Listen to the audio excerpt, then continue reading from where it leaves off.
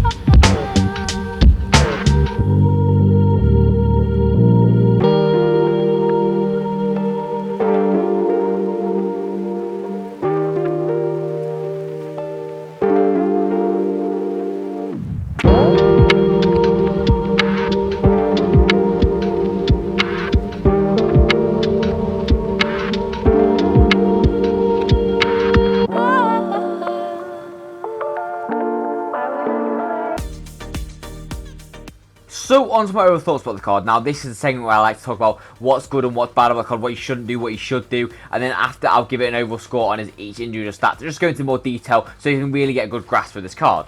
So, first to me is the pace. Now, the pace, as you're seeing in some of these clips, he is electrically fast, especially since he's got that rapid trait. He goes through like lightning. If it was gold, generally probably would want to be the best card in the game, but he is generally unbelievably fast, and if you get him through on goal, I don't think many centre-backs, if any, will catch him. Now, next to me is the 4-star skills, 4-star weak foot. Now, generally, this is quite dependable. The 4-star skills get you out of some nice situations, especially since there's quite a good few 4-star skills this year. If you want me to make a video on that, I will. The weak foot, didn't have any problems with it at all. Quite consistent. Don't really feel like it's any much of an issue, but here's where we get into a few liabilities, shall we say. Now, the finishing for me, I didn't have any issues at all. 85 finishing with the finisher chem stat and that composure, both are really good, so that will not affect his finishing at all, and as you saw by the clips, he won't get finished. Now, the shot power.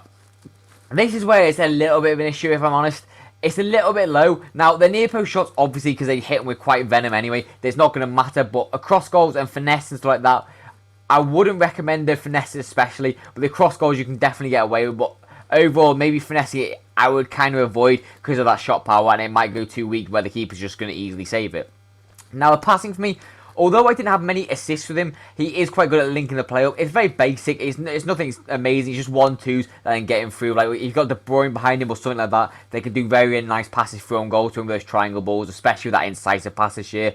So he can do the simple 1-2s, but I wouldn't recommend you playing like a ball-playing player. Now, the dribbling. Considering he's 6 foot tall, really nice. Especially with that finisher chem style. Goes round really nice, and obviously can do defenders in. As you see in that clip, he absolutely sent Van Dijk one of the times. So the agility, I don't think is an issue. The balance, possibly a little bit. Now this is why I feel like when you are like shoulder to shoulder with someone like Saliba or Van Dijk, when he has not got the pace to keep up with them, I feel like he will get body because of that balance and that strength. So be wary of that a little bit. Now, next to me is the composure. Now, as I've already talked about, what can you want? A hat trick every game, sorry. That's 7 games, 21 goals. That is a stupidly good record. And what more could you really ask? That was in Foot Champs as well, and I think I went 7-0 with him. I can't remember, but it was something along them lines. Now, the physical attributes. So he's got 75 jumping, 76 head accuracy. Now, although that is not really that bad, he's not really going to be like aerial threat. He's not got any play styles to go with it. So generally, he can win the ball in the air if you need him to, but I wouldn't recommend as like a target man or anything like that.